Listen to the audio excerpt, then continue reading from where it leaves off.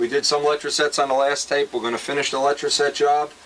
We're going to be doing some ink lines and some clear on this tape, we hope. If things go well and we don't get an earthquake or whatever. This is the original Nobler. The original Nobler from the Nobler videos. And in case anybody's interested, the tapes are still available. They're not in super great shape anymore. We've run over 220 copies off of the masters. But the information is still there. If you've never seen them, get your wife to buy you a set. Now, I just want to thank Frank McMillan ahead of time, who is letting us borrow some of these photos. These are his personal photos from the 63 Nats. And these are probably going to bring back a lot of memories if you're as old as I am. From the 63 Nats. Photos courtesy of Frank McMillan. Thanks a lot, Frank. Now, if you were at the 63 Nats, you know this is one of Les McDonald's, oh geez, I don't know, I don't even know what to say this looks like. It looks like Moses Quintana's plane, or similar to Moses Quintana's plane. And it's always nice looking at these old photos to see where we've been and who we're trying to copy. This is obviously from the age of jets. Right now we're going through the age of who knows what, the age of decrepit old men, I don't know. Anyway, we have a stack of photos here. I'll show them right up front here, and I think if you were at the 63 Nats, this is going to make you cry. This has the look of Jim Silhavy's plane, but yeah, it's Silhavy's plane. That's Silhavy's AMA number. I guess he had two planes that year, although I don't remember. Now, speaking of Jim Silhavy, this is a funny story Billy Werwich told me about Jim Silhavy when they were on the world team. And Jim Silhavy, whenever it would get windy, he'd say, "Oh, I'm not going to wreck the plane, I'm going to save it for a bigger contest." And they were at the World Championships and the wind started blowing, and Billy asked Jim, he says, "Hey, if you're not going to fly, what are you going to save it for, a bigger contest?" And I really don't know what the outcome of that was, but it was one of Billy Werwich's favorite stories. Anyway, one of the master finishers of all time, Jim Silhavy. Just another photo of Silhavy's plane, and I have to tell you, many times I'd be in the hangar, going back before '63 when I was very young, and I'd go up to Jim Silhavy and say, "Gee, Jim, boy, that's some beautiful finish. How do you do that finish?" And he'd kind of put his fingers around his nose and say, "Lot of work." Well, Jim, thanks a lot. You know, that information went a long way while I was a kid, because I was determined to learn how to do finishing, with your help or without it. Either way, anyway, he set a hell of an example on finishing for us to follow. Now, this is Frank McMillan's first Martin Baker here. And it's a beauty. And I got to fly this at the, not this one, the other one, at the, let's go back, boy, I got brain damage. 83 or 85 Nats, I don't remember. And this was one sweet flying plane. And I love the growl, the wide open 60, you know, none of that muffled tune pipe nonsense.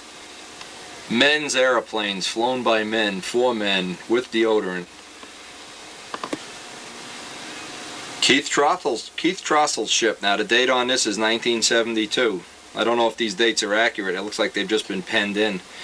Yeah, the date is 72 on the photo. Neat ship, kind of an air racer kind of plane. Jerry Phelps' ship. If you look real close, let's move this over. You can see the lead outs coming out the opposite side of the wing. Jerry Phelps' ship from 1978. 1972 photo. He was the winner of the 72 Nats. Al Rabe, the Sea Fury, the awesome Sea Fury. No name on that photo. No name on the back. Well, this has the look in the back here of being, looks, I wish I could read the AMA number. Looks kind of like John DeTavio's Falcon. Can't really get the AMA number off it, though. Bart Klapinski.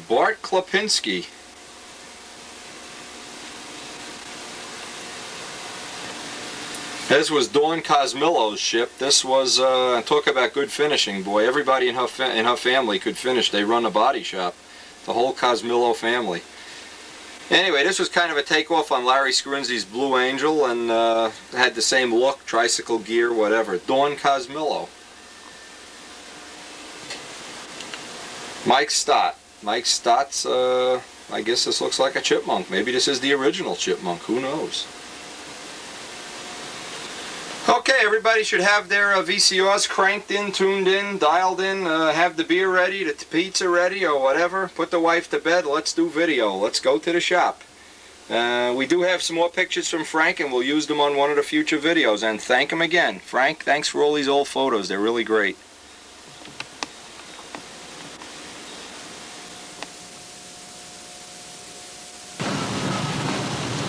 Okay, we're back at the shop, ready to go to work here.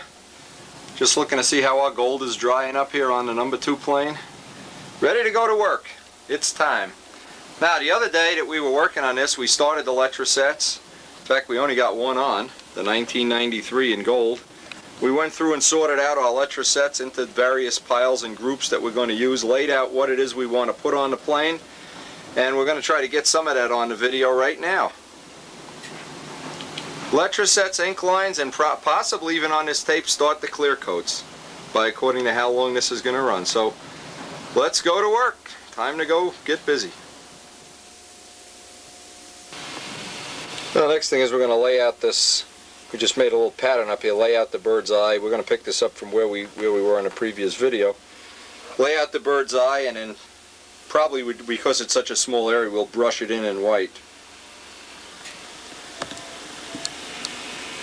I just started brushing this in by hand just to see what it would look like.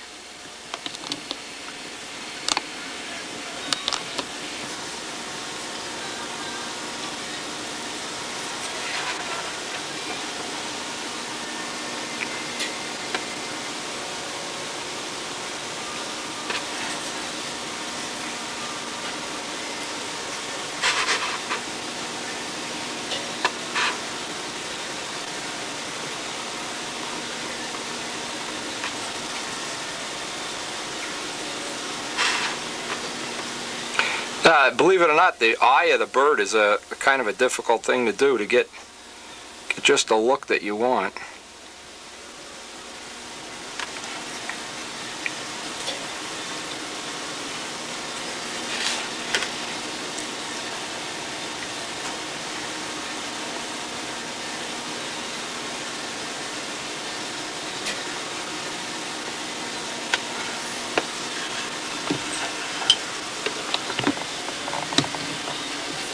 The only thing left to do on the bird now is to pencil in the break between his upper beak and lower beak. We'll do that with ink, but the paint, since the paint isn't dry enough now, this has only been dry in a few hours, we'll work on that tomorrow. I want to try to get some Letrasets in this shield on the outboard wing. Try to get that put into place today. And we want to do some Letrasets out here on the outboard wing, so let's get started on them.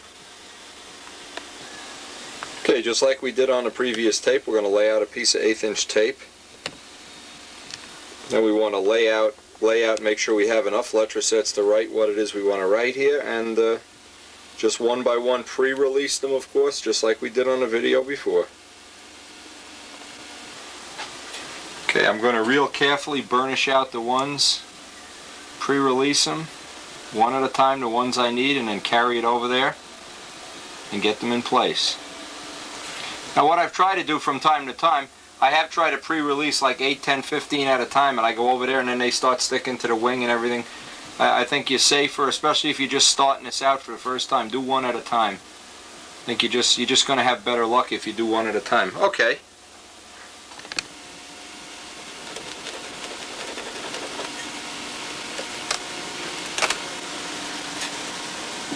Okay, so we're just going to go back and forth, get one letter at a time laid out here.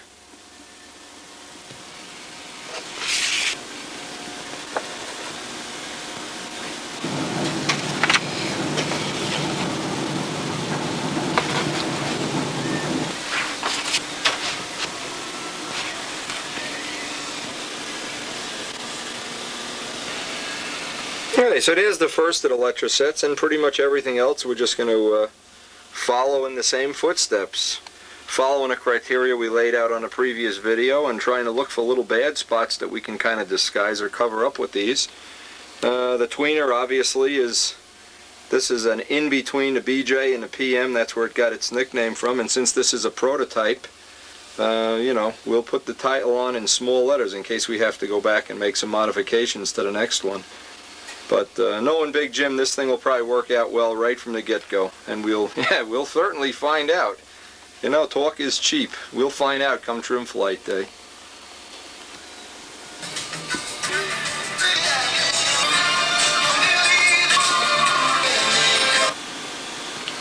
Here's just a few thoughts. You saw how I laid out the tape and then worked from the right to the center and from the left from the left to the center, from the right to the center, and that gives you an even gap right in the middle, both words being equal. Otherwise, how would you lay that out? It would be almost impossible to lay that out. Well, if you work from one side in and the other side out, gives you a little bit of a head start. Also, as you go along, when you get to letters like the G here, you're going to have to clip the tape, of course. So if you go back and play that over a few times, you can just, if you could pick up these little techniques off the tape, it'll be just a big help to you. And now, you know, you can invent, obviously we're going to put some more writing in there and whatever. But lay it out ahead of time and I don't think you'll have any problem.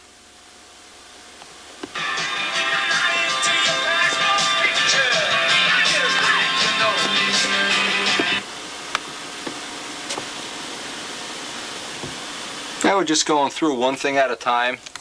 We want to get everybody's name on here that we want to thank for their little special effort on our behalf. And certainly Midgley is one of them, Big Jim is one of them.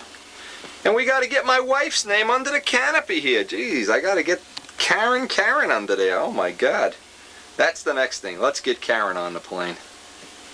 So you got to have fun with this stuff. You got to think about it. What do you want to say here? What do you want to do, you know? Thanks to this guy, thanks to that guy. People that help you out along the way, put their name on there. Hey, give them a break, you know. If Frank McMillan was a big help, or Win Paul, or whoever, put it on there. It covers up mistakes in the paint, if nothing else.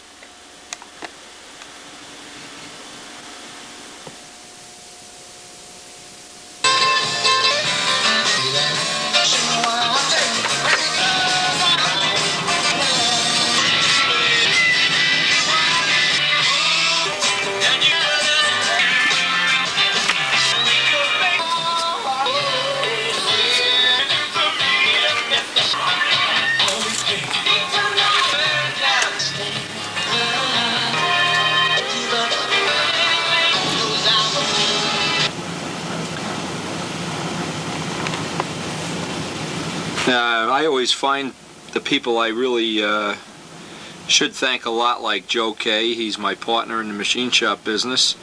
And John D. John DeTavio, you couldn't want a better friend on the planet. And somewhere on all of my ships since Buster passed away, I always put his little memory for Buster here. In case you never got to meet Buster, you were never at the house while he was alive, that's Buster, my Siamese cat. So right about now I try to look around for some balance. I'd like to get something out on the inboard tip. Look for some balance here. I still haven't got my wife's name on here. Uh-oh boy, I'm in trouble. Anyway, try to balance this out. I like the way the gold shows up on the purple. And of course we have dark letter sets for anything that goes on the yellow, so this might start to look kind of cool pretty soon. I don't know. Well, we'll just grind away at it. We got a couple more hours and we'll you just redundantly do over and over what you know, you can see what a mess things get to be. You get buried in letter set sheets here. Anyway, it's fun. You get to thank all the people that contribute to your program. Give them a free punchline here, or give them a punch, even better.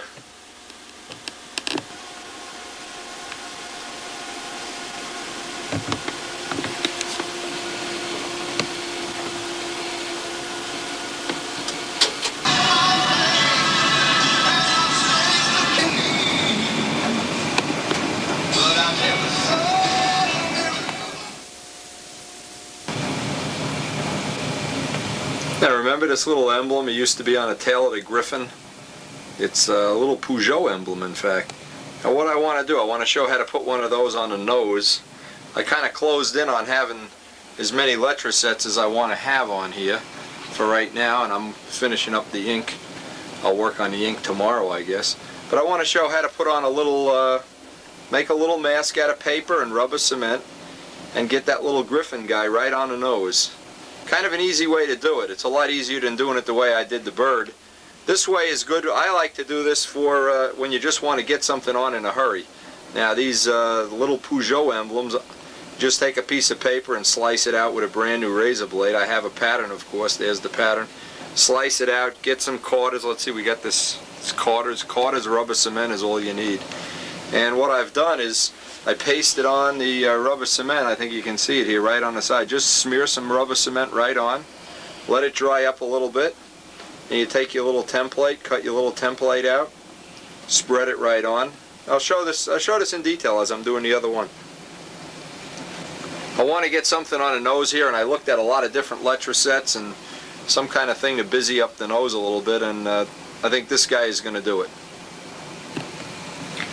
Now after the cement kicks off, it takes a few minutes to kind of press down all the edges, and this is just a temporary mask. Now the cement that's left in the middle of the mat, it takes a little bit of practice. Certainly not, let's see if I can get this on camera. Let me hold it up. You can kind of wipe right toward the corners. Wipe toward the corners and the extra cement will just come right up. And since we're going to outline this with an ink pen, we really don't need razor edges here. If you were doing lettering, trim lettering, well, it would be nice if you could do you know, a little bit more razor edges. We're just going to spray this and do the final outline with an ink pen. You clean off all the rubber cement, and usually you just go right to the corners. That's the easiest way I know of to do this.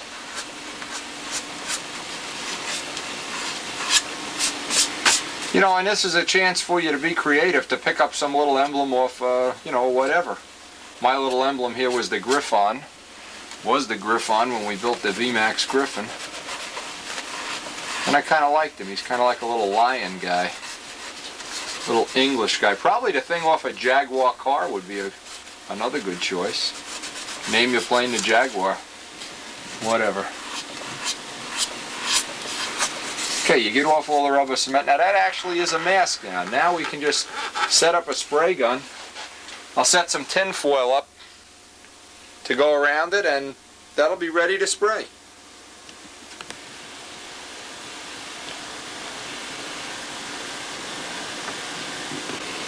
And all you need, this is ordinary typewriter paper, ordinary Xerox paper, a brand new razor, kind of lay the pattern out. I leave that little piece of tape so that holds them in position. And you can just pretty much start at one edge, work your way around. See, the trick here is you're not really, these kind of mats, you're really not going to get a razor sharp line on like you will with masking tape. Well, sometimes you do, depending on if you get the rubber cement down just the way you want it. But one thing you do get, you get a real lot of creativity in what you can do this way. In other words, it would be really impossible to bend masking tape into this sharp of radiuses. So by doing it this way, what it gives you is like a little outline, and then you can take an ink pen. And I just kicked the camera over here. Just take an ink pen, outline the edge after you put a coat of clear on and clean off the edge. Can give you a lot of real neat ideas for custom work that you might want to add. Now the one I remember the best was Keith Ferguson had helped Jimmy Casale. Keith Ferguson's son had helped Jimmy Casale come up with that real intricate paint job with all the stars and stripes and everything. And they laid it out just this way with mats.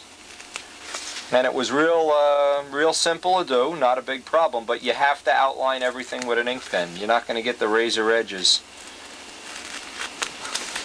And when you spray this on, one of the tricks is when you're going to spray a mat like this, spray the mat relatively dry. Don't spray it with a lot of thinner in the paint. That'll keep the paint from bleeding under the edges. And again, this is just a chance for you to experiment a little bit. If you've never done this before, go get out an old Ringmaster, an old Nobler, or an old Magnum or something, and prep saw off the bottom of it, make up a pattern similar to what you want to use, and do a little test on that, rather than run the risk on your new plane that you won't really like what's happening. Of course, we're cutting up the table here, but so what? I guess you could cut on a piece of glass. I just don't want to disassemble a table right now. right in the middle of Letraset ink mode. And every year for the 2 or 3 days that you go and do ink lines, Letrasets, it just seems like everything is in chaos. Of course, what I usually do too is after I start spraying a plane in clear and I start finding little spots that need to be touched up, I can always add a few Letrasets right up until the last coat of clear. I can always add a few ink lines or Letrasets. I just don't have a sharp enough razor here. And you can make some real intricate little patterns here. This is just one other method. Then there's the contact paper method. We'll try to show that in the future. Okay, now you have a little pattern. And we'll save this guy in case we want to put one of these on the number 2 plane or on the rudder or whatever. Always save your little patterns. All you need to do is just look down so you get the alignment. We want to get them both lined up. Take some glue and just, I've already used M600 on this to clean it up. Get a decent coat on there, don't worry about being a little bit too heavy on the rubber cement. Make sure you get the alignment right. Now you got to let the rubber cement kick off a little bit. And you can put the guy right down, right in position. Another trick with rubber cement, don't let the rubber cement sit open for indefinite amounts of time. Kind of want to get the alignment right. Let's see, we're just about on the top. Get even.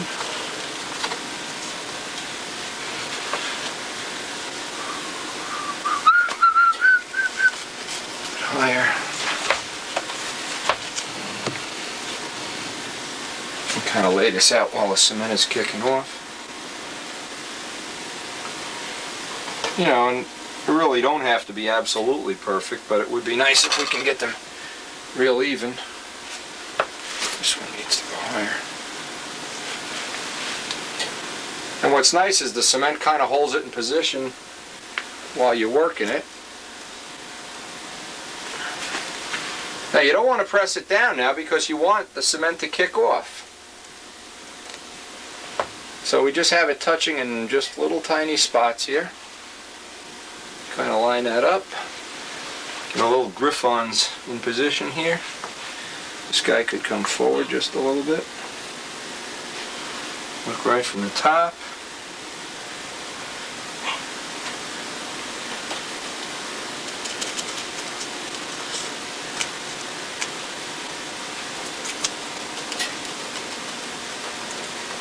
Kind of pat them down in position here.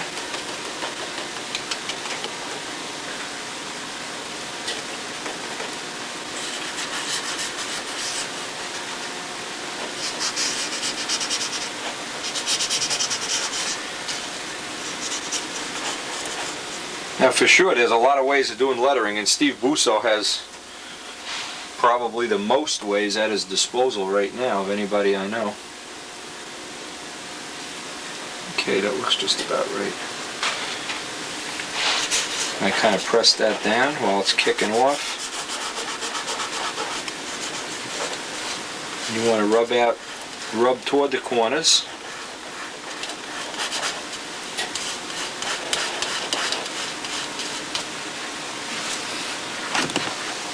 I just figured this would be a little bit better on a macro lens. Anytime you see a corner up, and you can always go back if a corner doesn't stick down, go back and put a little drop of contact cement in here. It just turns into chewing gum.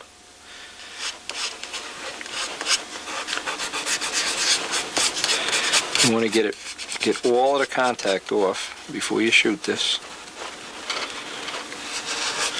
Again, when you mix the paint, you want a relatively dry mix. Not a lot of thinner that's going to go down in here and eat up the corners, because this really isn't lacquer thinner proof now. This is just to be like a spray mat.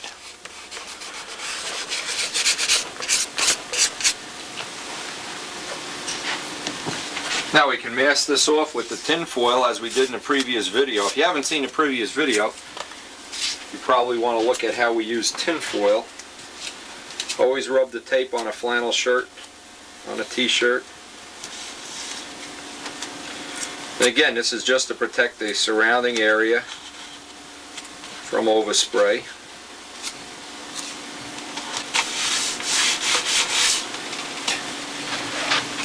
You don't have to go too far on this.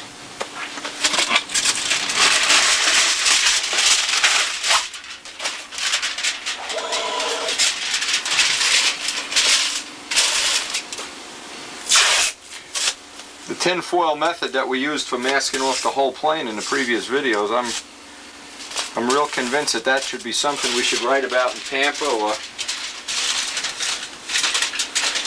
since it's Walt Prey's original idea, I would think maybe he'd want to be the one to write about it, but I'll leave that decision up to him. Anyway, and we'll mask off part of the wing too.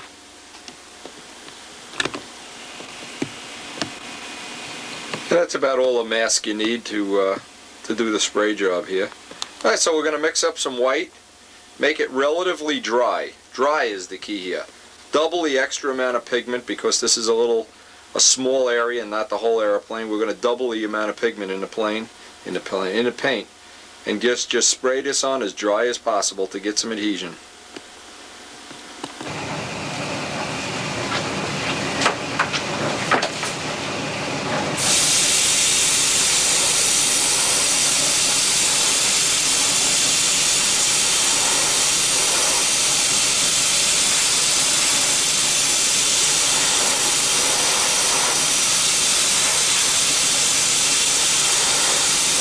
If you have the extra white pigment in the paint, you'll have no trouble with coverage. White right over purple, white over black, it won't matter.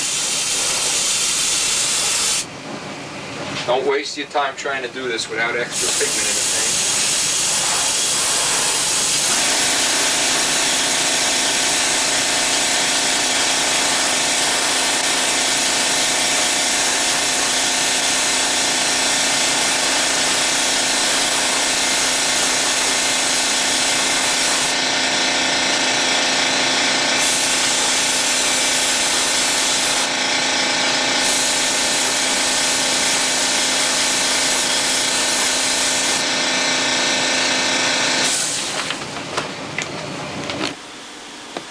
Now we have to let that dry thoroughly, and maybe we'll even let it dry overnight, and then peel off the rest of the rubber cement around the edge and card the edge down with a credit card, and then we'll be ready to start doing a little custom ink lining on it. Speaking of ink lining, I want to set up a pen, get started on some of the ink lines right now. Okay, a couple of things about ink lines.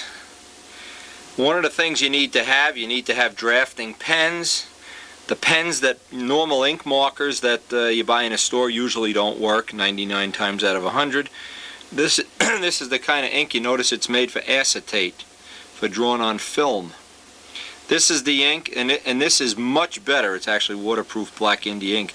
Normal India ink will work. This will work better. And again, you need to prep all the surfaces down, get all the fingerprints off, and rub and scrub the surfaces with a little bit of talcum powder to prepare them for accepting the ink. If you just try to write with ink on just normal shiny paint, it usually doesn't work. If you want to do some silver ink lines, this is what you have to do, is get a Pilot, either silver or gold. They make silver, gold, or bronze. You can get several different colors. I think I even still have a bronze one here. Oh yeah, here's one. Oh no, that's another silver. Alright, but anyway, these Pilot pens, they will write lines, but the lines are relatively thick. But what you can do is drill a little hole in the ink supply and put this ink into a drafting pen, and then you can get a thin silver line. Lou Dutko was the one that originally came up with this idea, and again, it works very well on dark colored airplanes. We're not going to put a lot of ink lines on, but the few little hatches or covers, you just go get the Pilot brand silver marker. These have an extra fine point. I have some with a really wide point, but they do work well, and you can spray the clear right on top of it. If you make a mistake with this, by the way, the M600 takes it right off. You can take the ink lines right off the plane. Normal ink, the other ink, will not be taken off. You have to use alcohol. Alcohol on the black acetate ink, and prep salt for the silver and gold ink. Now I bought a couple of these razor point pilot things in different colors, so that just if I wanted to do some little touch-up work or some little detail work, I went out and bought a bunch of them. I also bought some of the fine line opaque paint markers. And we're going to try some of this. If we have some bad spots on the plane, it's always a good idea to have some of these. Oh, here's the copper one, liquid copper, opaque paint marker. Again, this is an area where you can be creative. Now, if you don't have a set of drafting pens, usually a set like this is $50, $60. It'll usually include some very thin line, some very thick line. You're going to need the thick one. You're going to need that for possibly outlining like the little griffin and the lettering, and the thin one for doing detail work and maybe some lines around a canopy or some lines on a bird. Now, you need to be real careful with these pens. Clean them with Windex when you're finished. Windex and alcohol is a good cleaner. You need to use only the acetate ink, and you need to handle these pens carefully. If you buy one at a time, they're $12, $14 each, and you need to practice. Go practice on some paper before you go gushy up your plane. Just show this on the video. I went and bought this ink, waterproof black drawing India ink. No good, not a good choice. The acetate ink is 10 times better. Try to find something better than this if you're experimenting. I tried Higgins white ink. Forget about it. A waste of time. As soon as you spray lacquer on it, the ink lines seem to disappear. I tried decanting this even and putting more pigment in the ink. Still no good. When you get to that point, you need to go to some alternative method. I have not found a good white marking pen yet. If somebody finds one, hey, send me a sample, call in with the tip, and we'll put it on the video. Just looking through my box of junk here, I found a Pilot Gold pen, Super Gold. The Pilot is the best brand if you're going to do these kind of pens. Again, my suggestion is, since you're going to be doing the same thing over and over, get yourself a shoebox or an IBM card box. Save all your ink pens, and you're going to want to buy some of these drafting deals that have letters, and some have symbols, and some have, this one is for architecture, whatever. And you're going to want to, any surface that you're going to want to use, you're going to want to put an 1/8 inch piece of tape around it so that this sits up off the surface and the ink doesn't run underneath. If you try to press this flat down on a surface and draw around it, the ink will run right underneath it. You're also going to need a ruler, and they sell drafting supply rulers here. I have one over on the wall. It has a cork back. And this is the ruler here. You notice it has a cork back. The cork back keeps it from slipping and sliding all over the place. These are expensive, but they really work well. Now, what the cork does, I want to show this on the macro lens, that it really keeps, you need to keep the surface of the ruler or the template up off the paint so that the ink doesn't run underneath it. If you used it this way, pressing down, you would get ink every time. It needs to go this way so that that little lip underneath just holds it up off the surface. Now, from our set of ink pens, I've taken a 0. This is a 35 mm pen. And I just want to see, now, most of the time when you leave these sit for a year, they don't write. This one happens to write. I've lucked out. But it makes a nice thin line. Okay, so we have ink in there, and of course it's the right ink. It's acetate ink. And just as an example, we have a thin pen here and a... You can see the difference. This is a thin line, this is a thick one. So you get all kinds of variation in line thickness. That's why you really should go out right in the beginning and buy a set of pens. In our case, all we need is a thick one and a thin one, and we're using a .80 and a .35. With these two pens, we should be able to do all the ink work that we need. Now, you notice some of these templates, these little drafting things, have a raised edge, so you can really draw a circle or whatever around it. Okay, and ink doesn't run underneath. Okay, we're just doing this on paper now, just to give a little demonstration. Well, the first ink line that we want to do, we want to go over and put the bird's mouth in with ink, and so we can just go right over there, take the template, and ink in the bird's mouth. And this is just a typical line now. You do it with a curved curve template. You can kind of lay it out whatever you think is going to look good here.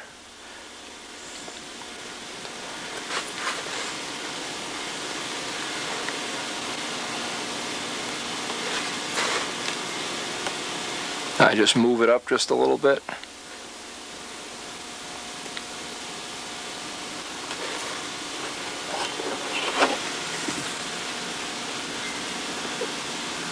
And of course you let the ink dry. Now here's our raised rule. Here's another thing you do with ink that you really can't do. Now see how uneven that edge is when and I'll take an ink pen and just put a perfect edge on it. Peel the ruler back. You can lay the same thing out here. This lets me get perfect edges. This is what we're going to have to do to that little griffon up in the nose, is put all the edges on in black ink.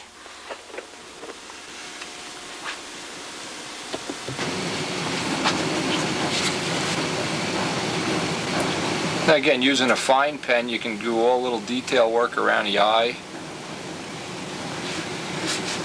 Some of the little spots you can clean up all the edges. Again, this paint is still wet, so we're not going to go crazy on it. Put a few little detail lines out in the bird's feathers.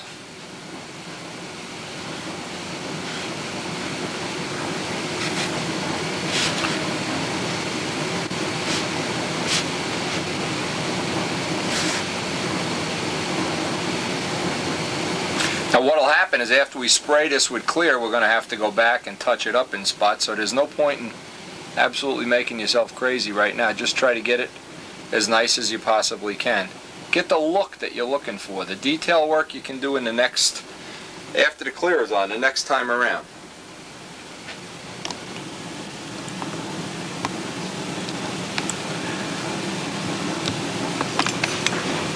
Yeah, he's starting to look like what we hoped for.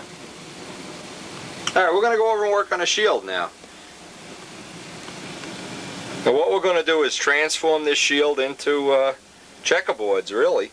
And to do that, you don't want to use masking tape. You don't want to go... there's a lot of ways to do checkerboards. The way I'm going to show you with the ink pen is the way I've used on the last few planes, and it works real nice. Now last year's ship I had a checkerboard up on the under the canopy, and I had one on the rudder. This year it looks like we're only going to have one up on the wing and the two on the bottom.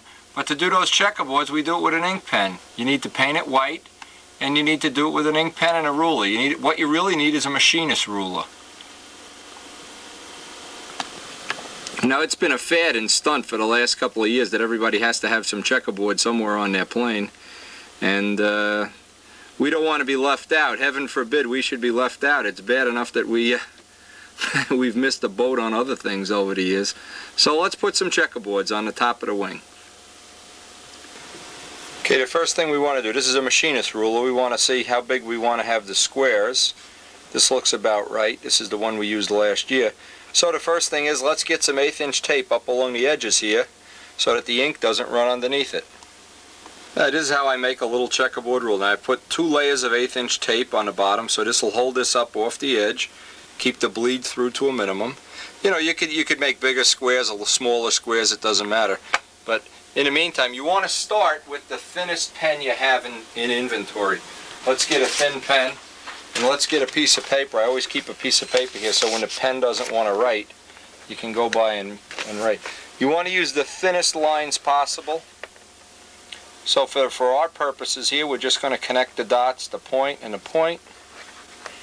We're going to kind of hold the pen straight up and down.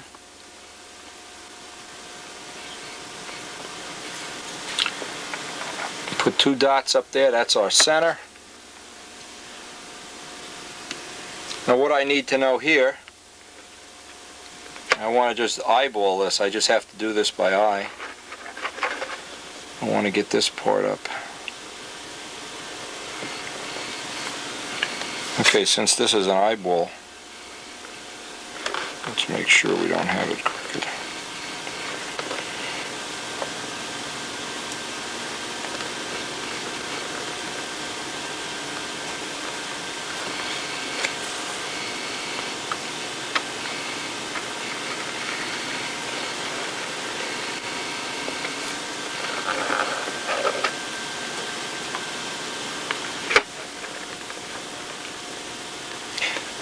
Now another thing too, again, I'm just doing this by eyeball. This is not a thing I want to spend all day doing.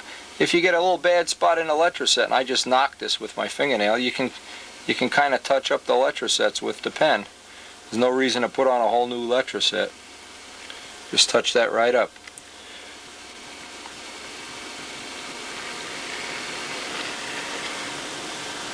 Again, the things that are important, to make sure it's prepped all down. Now see, I'm going to walk my finger out this way and then do the other side. Now what you need to do is just let that dry. Give it a second or two, unless you have real good reflexes. Try to pull it up without smearing it.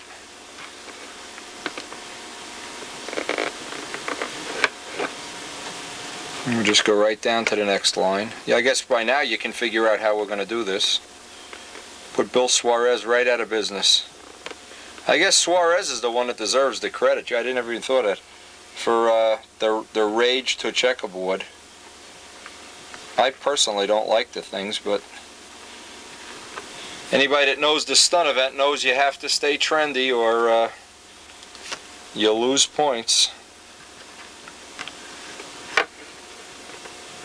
And then with Walker's playing with all those checkerboards and his checkerboard pants on Top 5 Day last year, God, there'll be a run at Sears Roebuck on those velour pants. Can't wait to get my pair.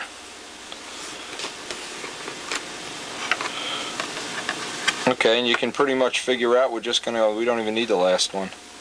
Let's just see if we need the top one here.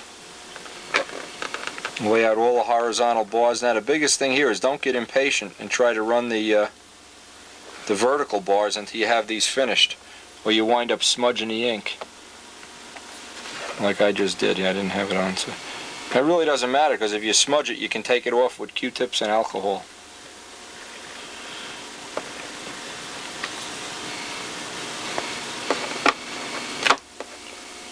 Okay, we'll give that a minute or two to dry, and then we'll do the vertical bar.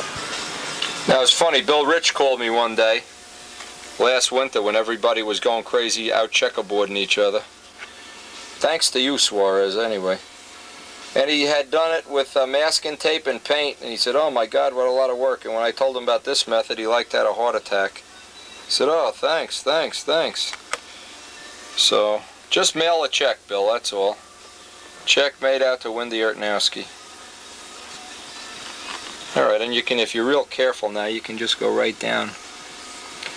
One of the tricks is to try to keep the pen straight up and down as much as possible. Another trick is try not to press, just let the ink flow out. If the surface is clean, it'll flow right out.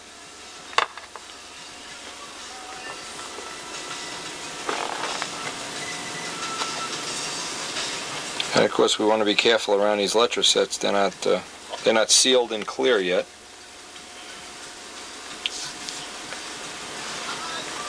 Now when you go to do the first box, you're going to black the box in. Oh, we got a phone call, hang on. Just Karen checking up on me to make sure I'm not out at the go-go parlor. She should know when I'm in building mode there are no distractions.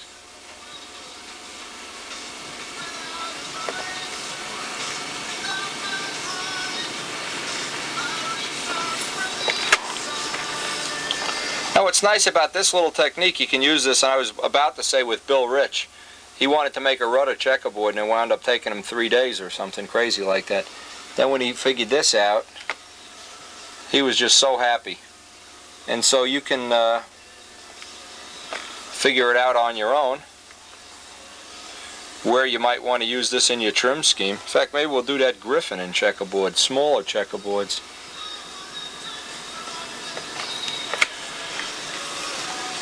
Okay, and it's no more difficult than that to do nice checkerboards. Now, you want to get out the big pen. Now, as I was saying before, let's get the pen started. These pens, they really are a nuisance. I'm glad I'm not a draftsman. Hate these things. Look around for a box that has an uneven line, and it's the one that has an uneven line. Why I'm talking about that, I better get my glasses on too. Now, last year my eyes have really gotten bad. Look for a box. Now this one up here has a bad little line, so we'll turn this into a black box.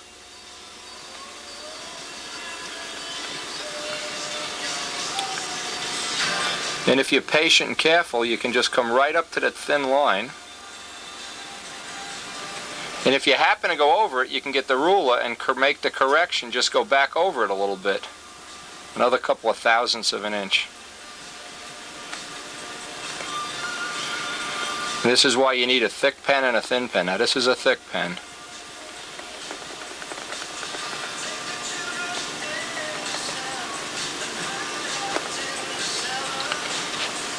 Okay, so you pretty much can figure out the rest of the puzzle here.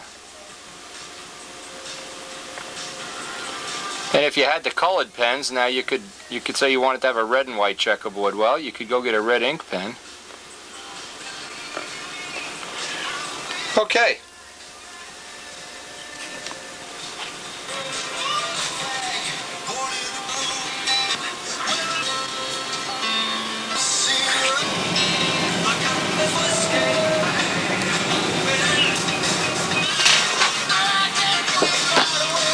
Now when you're all done, you really have to get in the corners with the fine pen.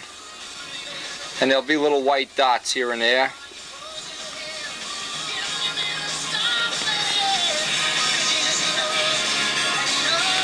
But I hope that way allows you to get some checkerboards on your plane. If you want to go with the flow here, go with the Walker flow or whatever. The Suarez flow. I don't know. This will allow you to do it in a matter of 15-20 minutes. You'll have checkerboards on your plane. Okay, and when we do the bottom, it's the same old story. Nothing different. Get out a little bit of the, to make it a lot easier. This side doesn't have letrosets. Scrub it down a little bit.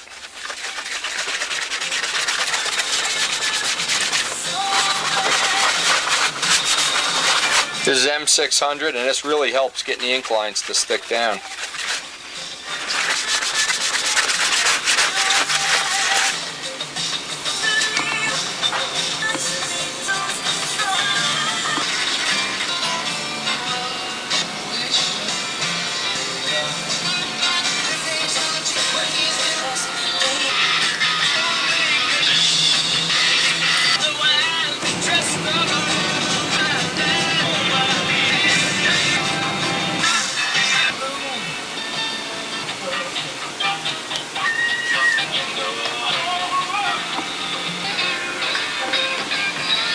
Now I'm just going to pull this over and do the other one off camera. See what that'll about probably finish it for today. And we'll finish up tomorrow. I guess we're going to work on this guy tomorrow. Work on that little Griffin emblem. Finish the rest of our letrosets and ink. And as soon as it's all finished and ready, then we'll start to clear.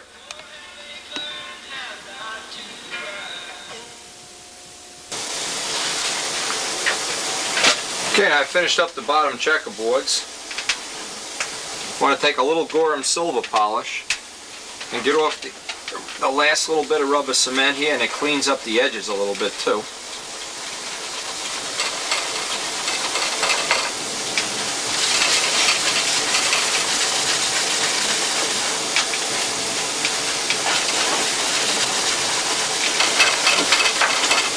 And the last step is get a little Sickens M600 on there.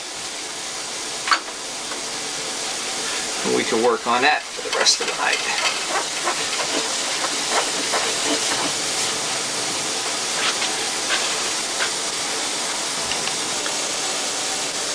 I always liked the way those checkerboards looked when I gave the other yellow plane to Midgley, and you see it even in the video you could see those checkerboards. Okay, so we're going to start working, try to get an ink line around the edge of this guy, and then detail him out. I just free-handed in a little outline with the black pen, the wide one.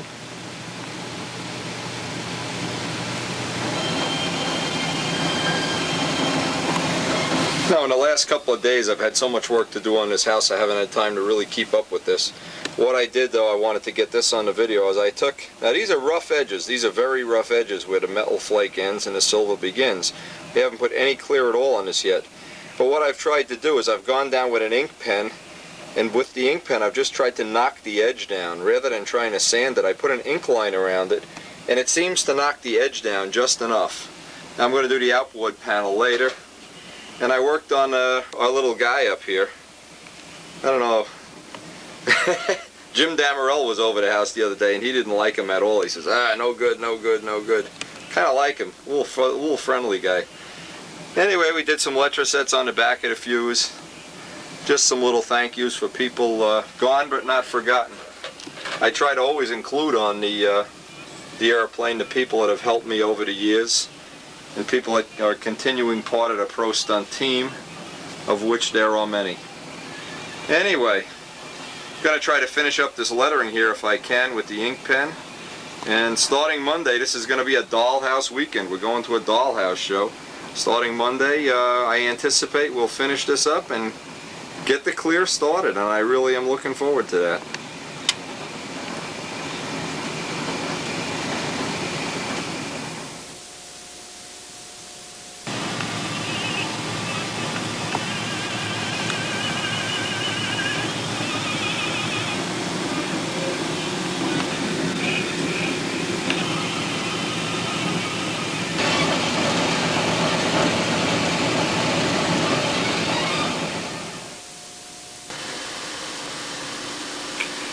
Now today, one of the things we want to do is put on just a few silver ink lines, and I want to show the technique for making silver ink lines. You'll probably be pleased to see how easy this is to do once you figure out all the little tricks.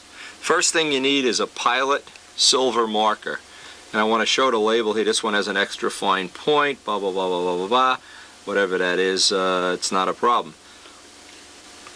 These you can buy in any art supply store. They're not too expensive. I'd say $3 to $5, depending on, what the markup is on some of these art supply things is ridiculous. But the brand you want is Pilot Silver Marker.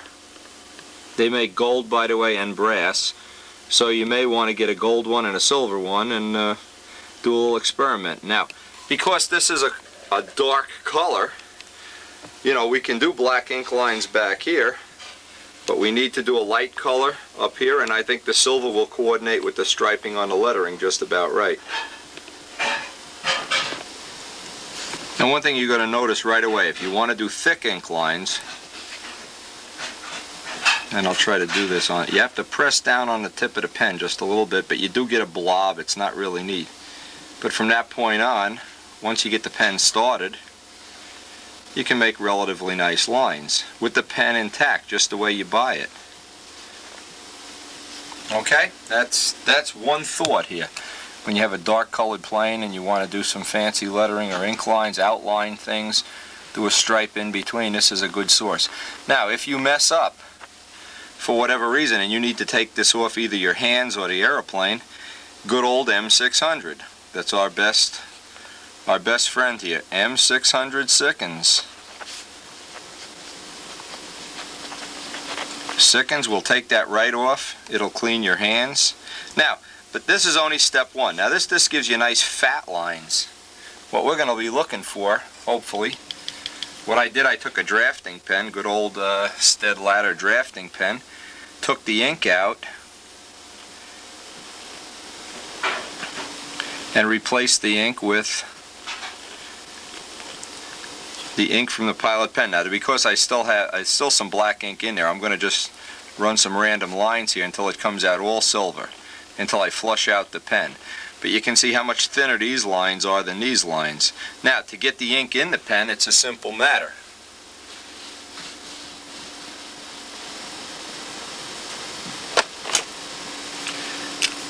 You take the Pilot pen, drill a little tiny hole up here, which I've already done, that I've taped over it. Then you want to take all the ink out of the pen. The ink comes out with a Q-tip. Turn this completely upside down, and the ink will not run out now. And what you need to do is just press on a tip one drop at a time, and one drop at a time of ink will come out of the bottom of the pen.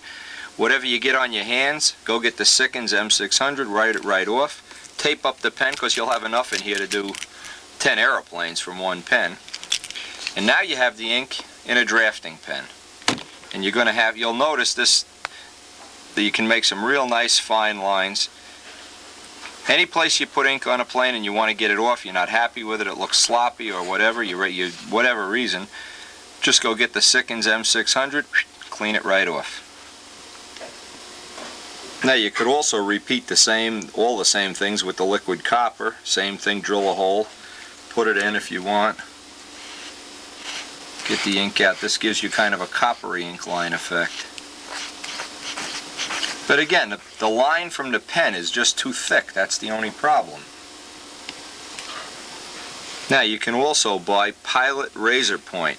If you want to do real tiny detail work, you want to do little tiny rivet heads, little fine detail work.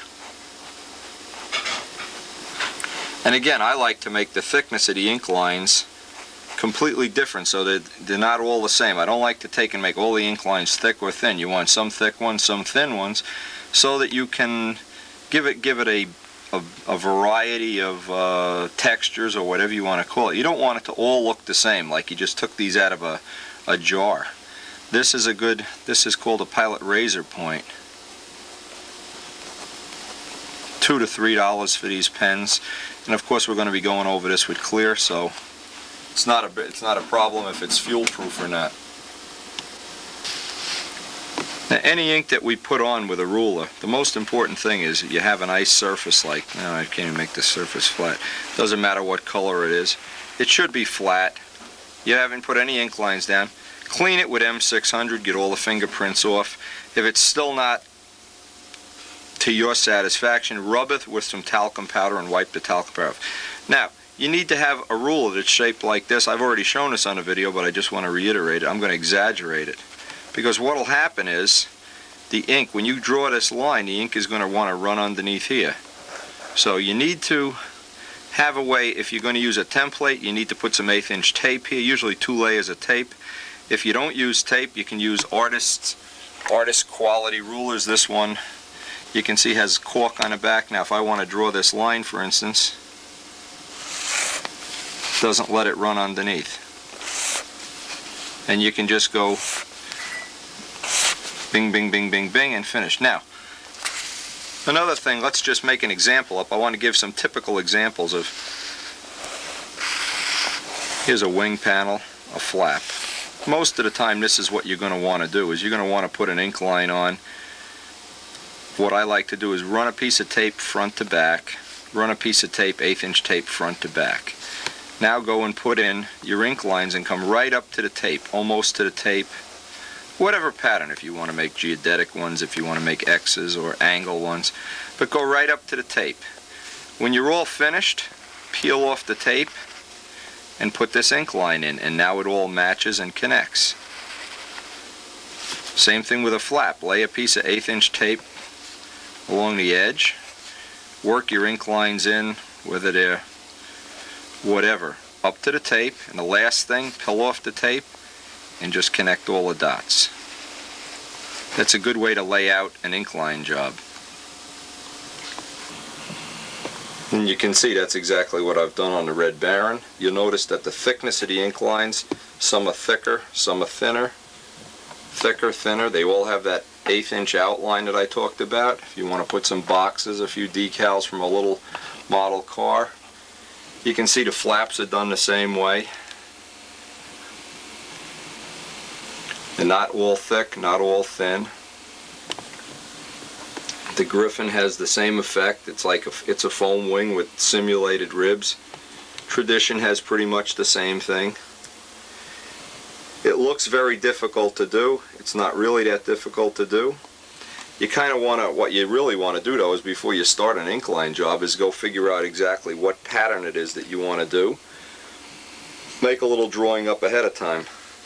Get a little idea in your mind about what it is. Now this ink line job up along here is around the canopy. Whatever it is that you want to do, and have your pens ready and have that M600 ready. Now what I'm going to do is, I'm going to take this flap. Of course these flaps come right off the plane. Take one flap at a time, and I'll do the bottom first, and I'll lay out the ink line pattern on the bottom first to see how I like it. And then if I change my mind, get out the M600 and just wipe it down. Again, another trick, and I haven't done this yet, I'm not going to do it because I pretty much have in my mind what I want to do, is make a little drawing, get one of the blank Steve drawings, even if you're not building a cardinal, if you're building whatever, and lay out your ink lines on one of the blank drawings. That's another good way to do it. Now, just one other thought is I keep all my old pens, all my rulers, all things in boxes, of course. And another good trick is buy one of every kind of pen you can find.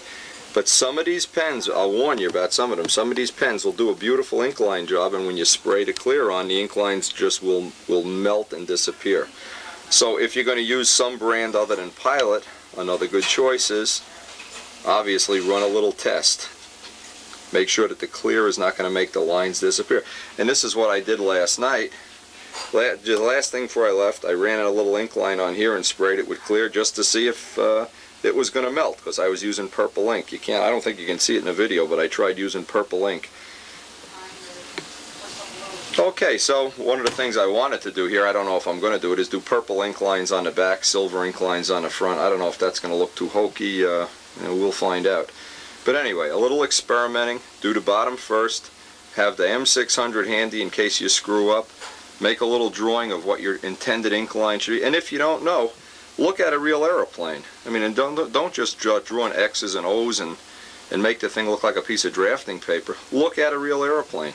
Go get a picture of a real Mustang or a real Bearcat or something and see what the ink lining looks like on it.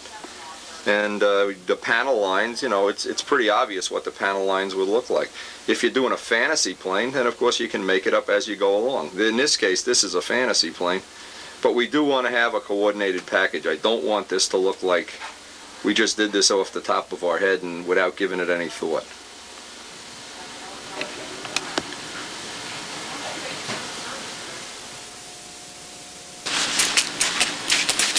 Step one, I'm spraying some M600 on here, and I want to clean off. Now, if you have letrosets, like when you do the fuselage, you don't want to go over the letrosets with the M600. This is just to get the fingerprints off. Make sure the table is clean. Get all the dust off.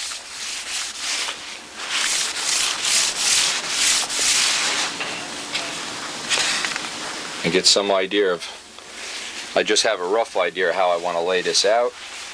Not too sophisticated. We're not going to overdo the ink lines. Ink lines and letrosets, another golden rule. If you don't know how many to do, you do one less, not one more. Alright, I'm just laying out some 1/8 inch tape. And of course now is the part where you have to be creative and figure out, well, what do you want this to look like? Where do you want ink lines? It's a good idea to look through maybe some of the old videos, and I could recommend taking a look at the video album for some ideas on ink line jobs. We'll look at some real planes. Lay out some 1/8 inch tape. Alright, what we have is of course this is why we do the bottom first. You don't start on the top. Number one, we haven't drained out all the ink out of the pen yet. You need to get a piece of paper here to kind of get the pen started. And this has the 1/8 inch tape on the bottom.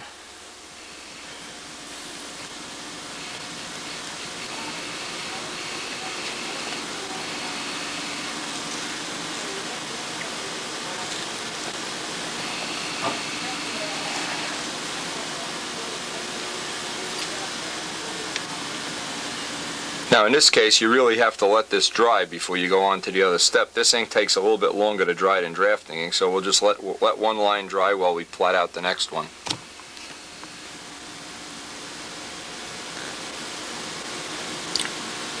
Now in the beginning, while you're flushing out the black ink out of the pen, and this is why we're doing the bottom first, seems like it's a little annoying getting the ink to flow, but in the past, when I did this, what happened is as I used up the ink and I got rid of all the black ink, it got better and better.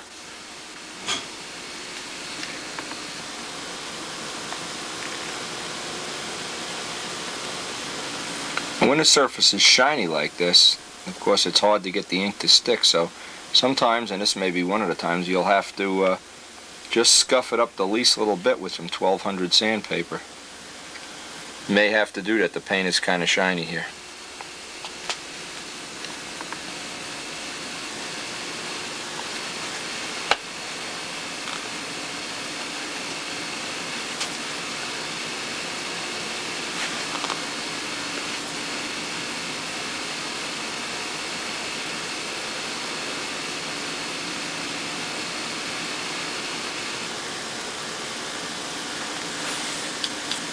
Now when we go to the top of this, I can see because this paint is so shiny.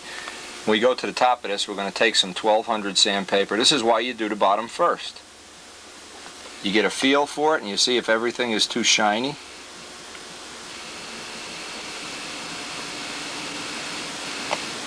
Now typically with the Black India ink this doesn't happen, but with the silver ink the surface really has to be perfect. Now, for right now, we can just pull this back. This is the bottom, so we're not going to go crazy on it, of course. Now what I'll do, I'll go get the other flap off the plane, kind of match that up.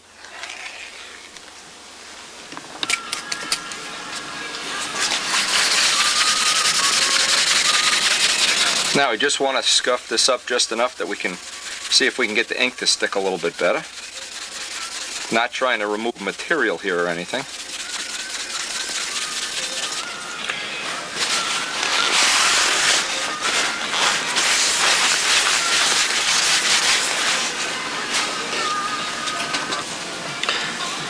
Again, now if we didn't like the way the ink lines worked out on this, if we were unhappy, you just, and I'm sure we'll be doing some eventually that don't work out, little M600 paper towel, take them right off. Now we're just going to repeat this and see if it works, if we're getting a little better lining on the paint that's sanded with 1200.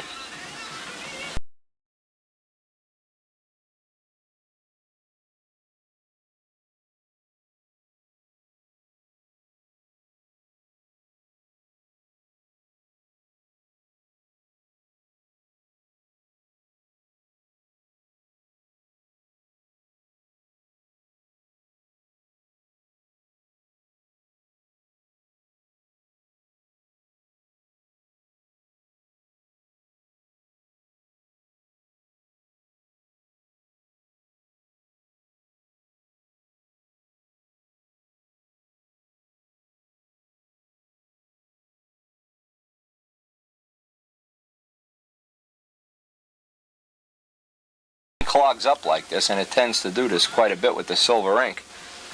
I'm glad we're seeing this on video, because otherwise you'd be thinking, oh no, I've got a problem. You've got to just keep shaking it until you force some ink through the tip.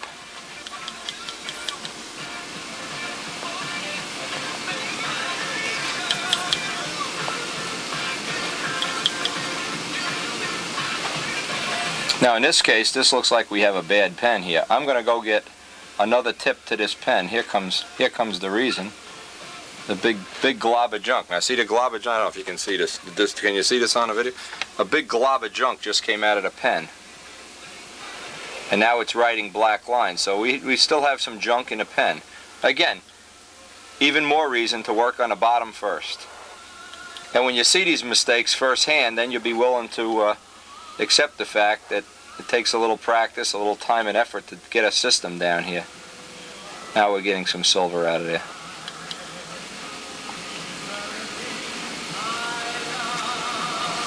And we're hoping at some point in time, you know, we're going to have this pen perfectly clean and doing real nice clean lines, at which point we'll flip it over and do the top.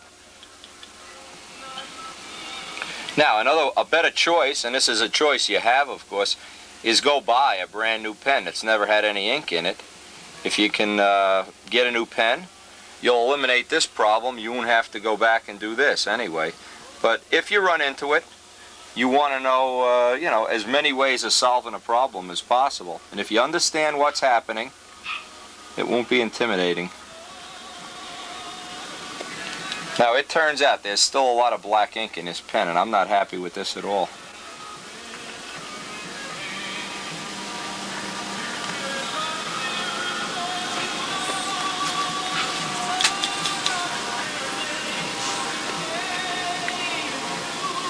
And what we're doing here is just simulating what would be the bottom of the catwalk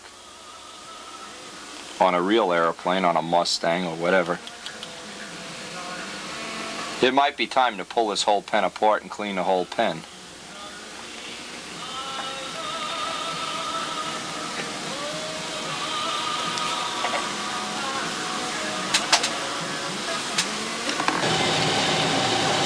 Now we have to look looking at this thing for a while, I was really not happy with the thin lines from the pen.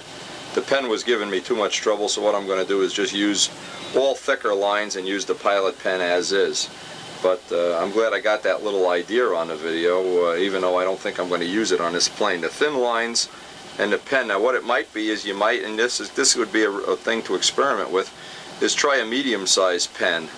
I was trying to do a 0.0. Try to do a 0.35 or a 0.45. It may work a little more reliably. Anyway, we're going to use the Pilot pen. I'm not going to have a lot of ink lines on this anyway. I just wanted to have some, just so I could show the technique on a video. Now, when you make a little bit of an error here and you get a little bit of extra ink, I just take a brand new scalpel blade and shave the corner.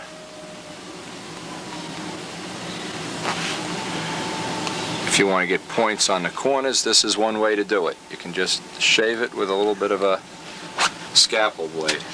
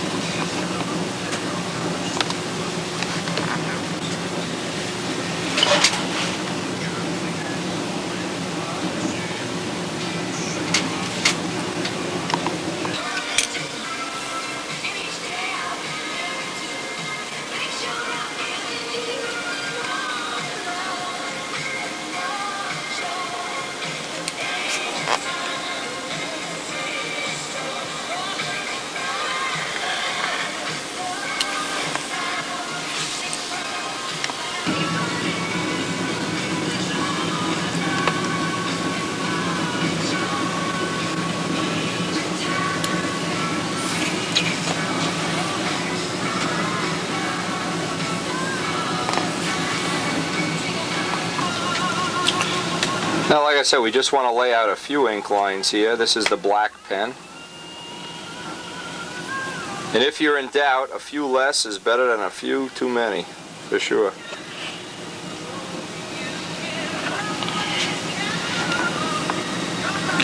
Now, when you get a little smudge,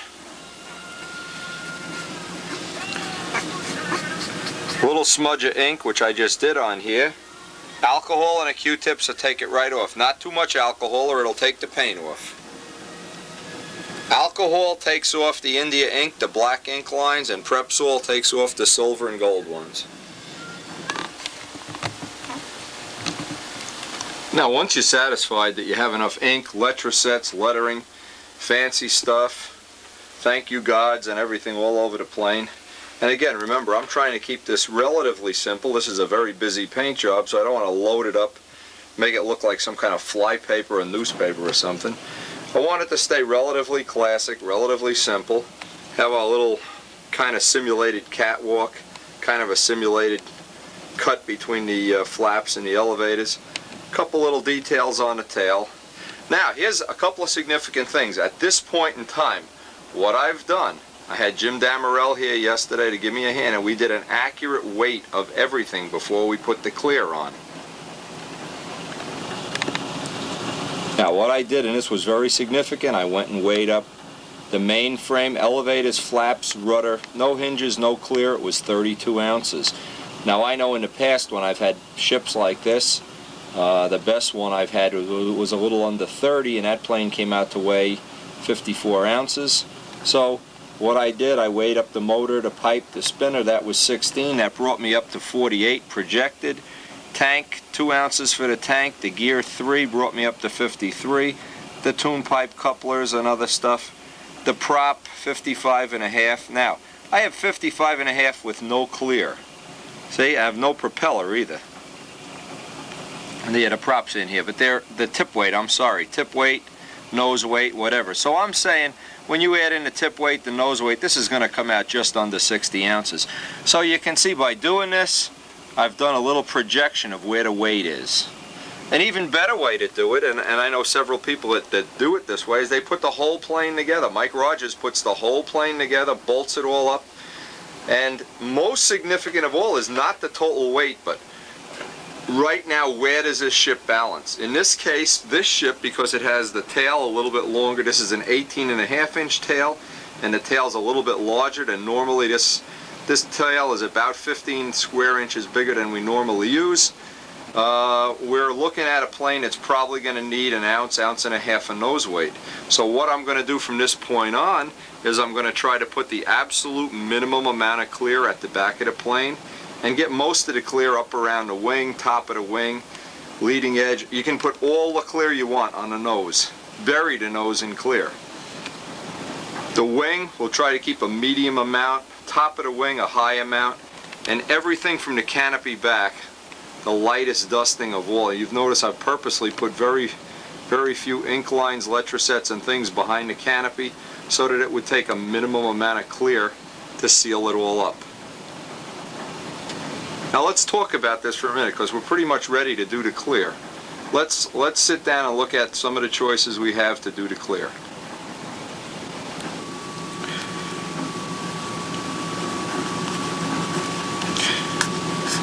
Now, one of the ways a plane can go wrong, and it can go wrong in a big hurry, is by putting on the clear too heavy.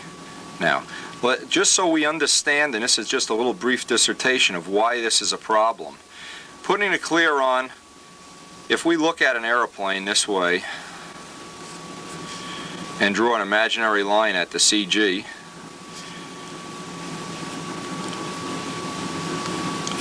what you find out is 80 to 85% of the airplane is behind the CG. So what it means is the paint area, if we were projecting that all the paint on this airplane should be 7 ounces. If we had an all-perfect world, we'd want to have a 7-ounce finish. Not many planes, very few of mine come out 7. 8 is probably more realistic. But what happens, most of that paint is behind the center of gravity. And it's because most of the paint is behind the center of gravity, when you load up on clear, you wind up with tail heavy. Now, this is especially critical now because we've done that little projected weight. We put on all the letrosets, all the lines, decorate it all up as much as you want, do all your little decorations, doodads, deedads. Now, run off and get a little look at where the CG is. The CG is only going to get more tail heavy. As you put paint on, it's going to get more and more tail heavy for this reason. So if you start out right now and you're nose heavy, well, as you put paint on, the plane is going to get more and more tail heavy. We know that. But if you start out tail heavy, then, and that's the case where we are with this airplane right now, we want to really minimize the paint. And we want to do it in this way. If I look at the plane, everything from here back is going to have the minimum amount of paint. The tail, the elevators, the rudders. You notice I purposely didn't put a lot of ink lines on the elevator and stab. Now I wanted to have a bigger than normal stab. This is one of the experimental aspects of this plane, because ships with a large volume of tail tend to fly more and more stable the more you increase that tail area or increase the tail moment arm, and we've increased both. So this should be a relatively stable plane. And if we project up the CG, all of this is going to be behind the center of gravity. You really have to keep this in mind when you go and lay out the clear on a plane. This is where a lot of perfectly good airplanes not only get too heavy, they get too tail heavy. All at the same time. When we're talking heavy, we're usually talking tail heavy at the same time.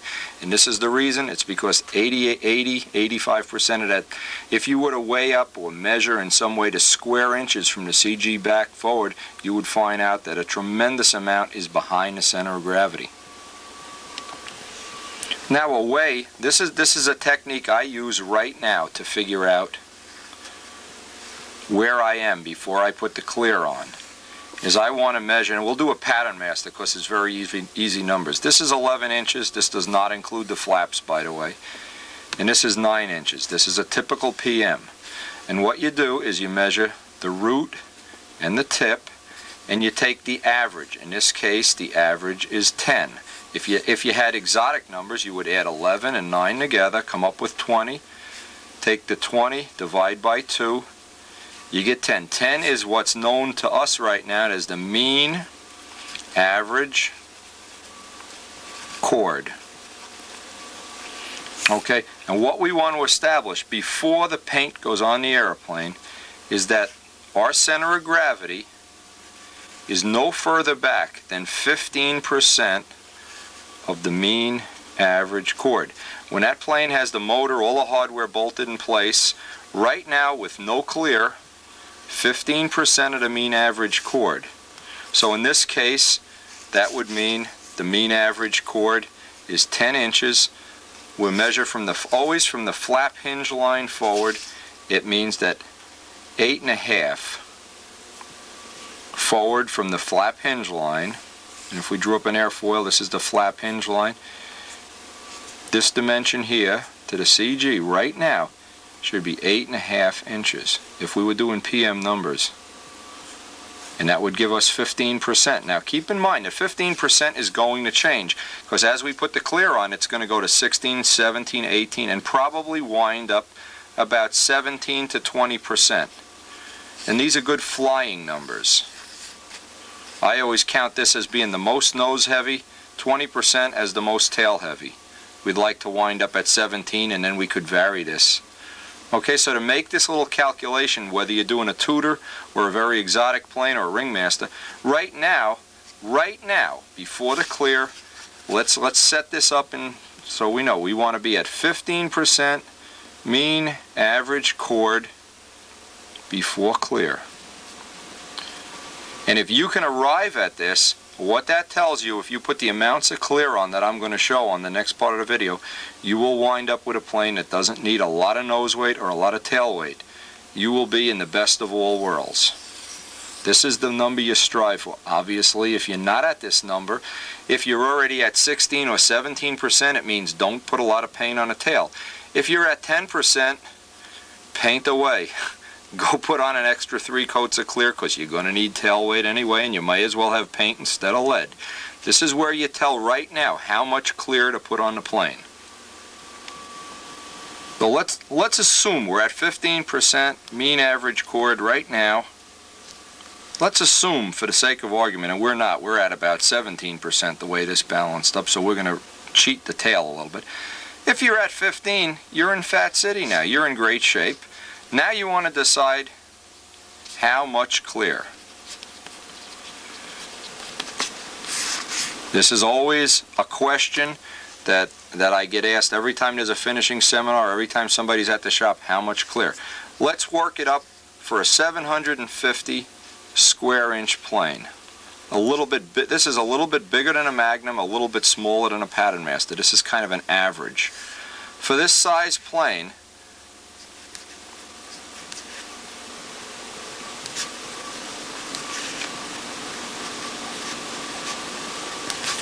okay, 2 quarts.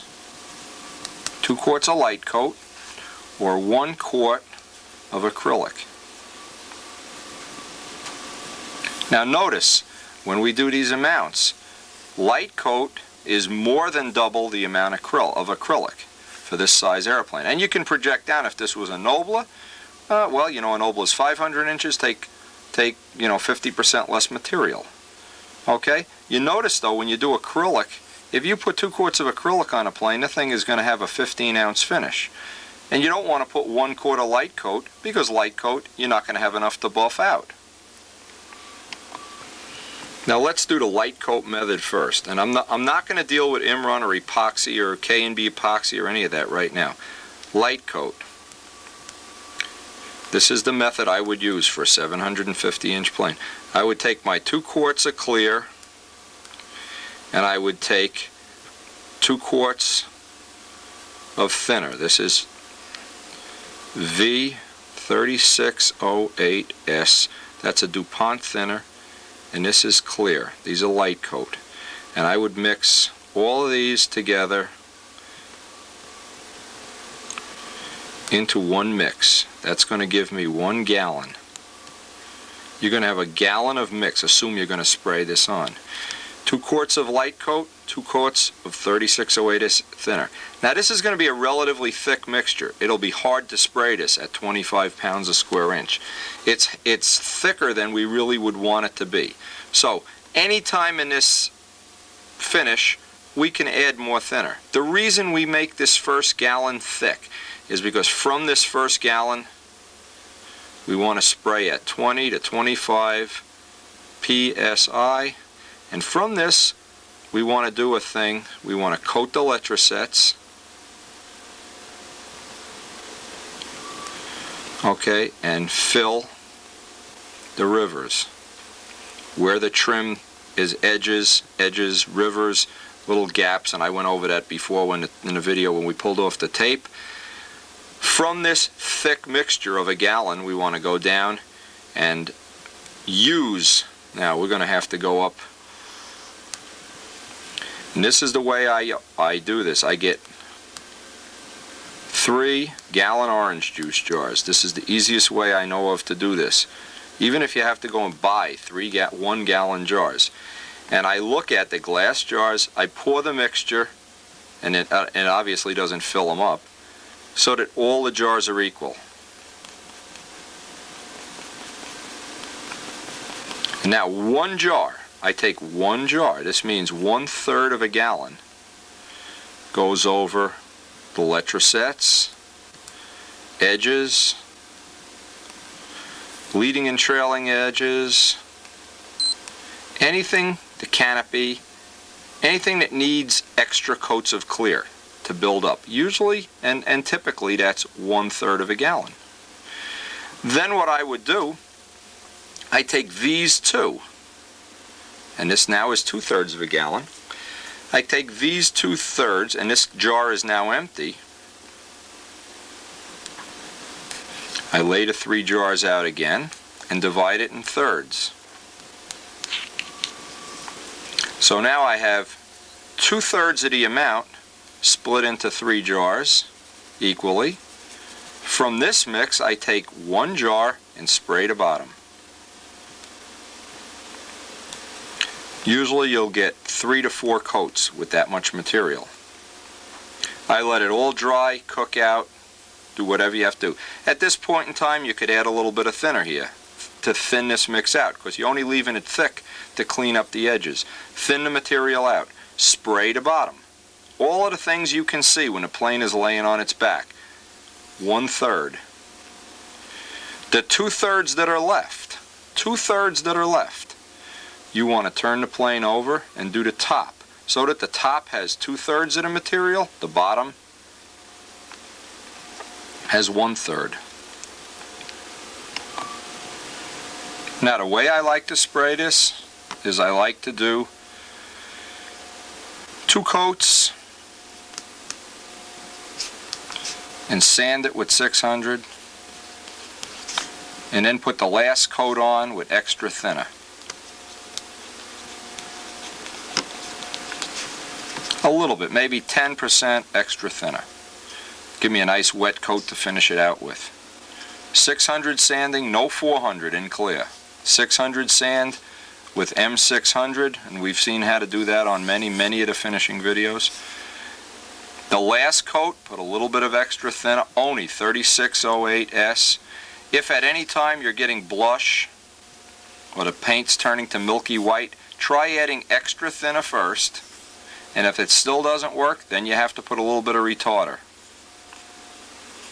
Be aware, extra retarder is going to mean the paint is going to take extra days to dry out, gas off. It's going to go down, melt ink lines. Retarder will melt letrosets. It'll turn letrosets into jello. If you're spraying with retarder, you better be spraying with under 20 pounds. If you blow on retarder, you're going to melt the whole airplane. Bill Rich has already melted a whole plane by blowing on high gloss thinner, high gloss and retarder.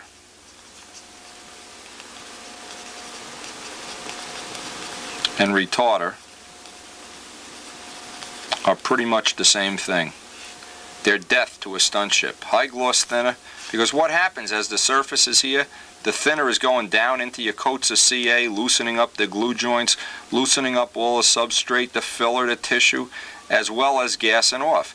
And less high gloss thinner will gas off. 3608S, almost all gases off. High gloss thinner stays in the finish.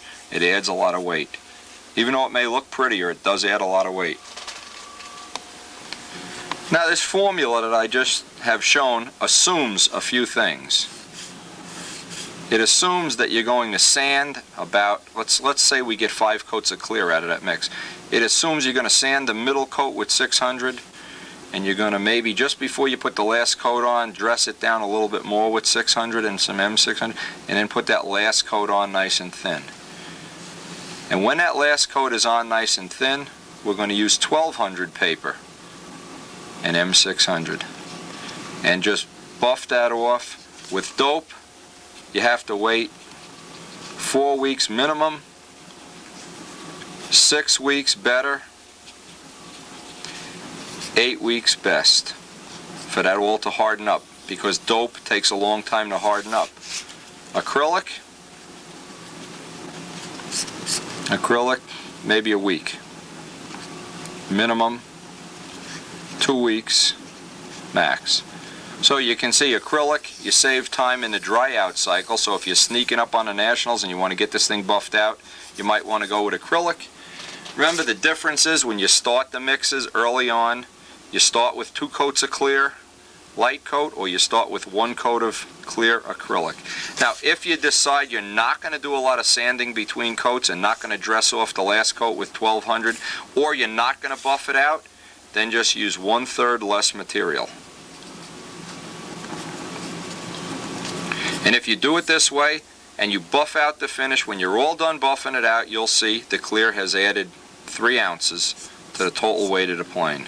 And you will have a front row concourse winning finish at 3 ounces. Now that's why we weighed a ship before. Remember, it weighed, what did it weigh? 32 ounces.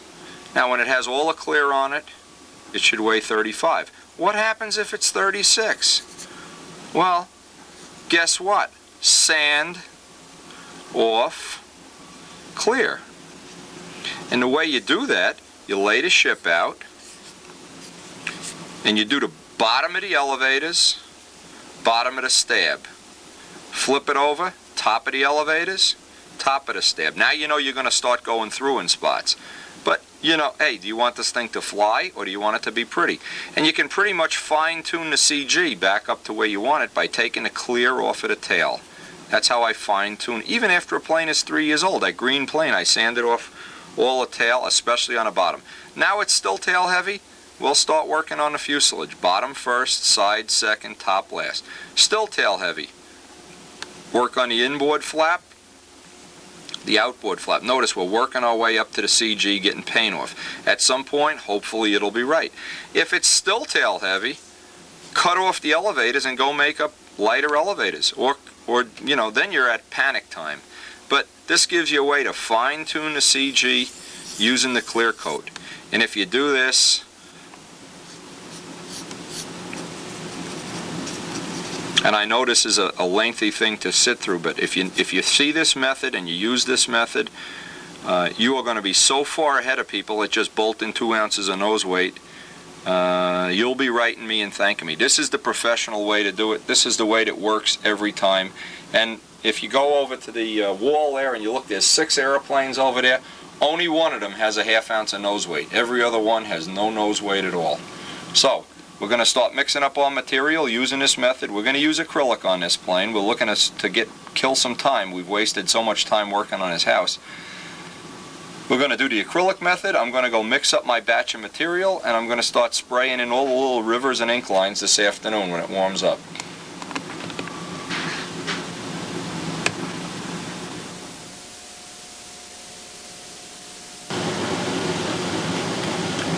Okay, this is the material we use. It's a crystal clear process. This is as clear as water.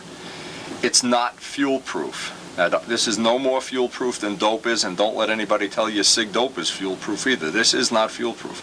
What you need to do is take the clear coat, add an appropriate amount of Flexol. If you're going to use this or light coat, use the Flexol and use fisheye killer when you make your mix. Mix this up. Any thinner we're going to be using, you'll notice V3608S. This is environmentally friendly. It's used for 60 to 70 degree temperature. So what we do is look up at the thermometer, and we're at 70 degrees. We're going to be spraying 70 degrees. We use thinner that says 70 degrees.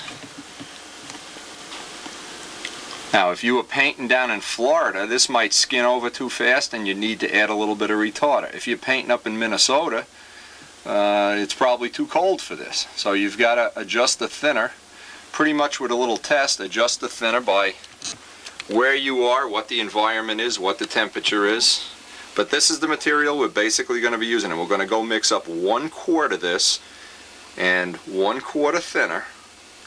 And remember the old mix, we just not going to, if you go mix up 2 coats of this and spray it on a plane, you're going to have a lead sled. 1 coat of this is more than enough to do a professional, beautiful finish on a 750-inch stunt ship. And you don't put it all on a plane if you're not going to buff it off.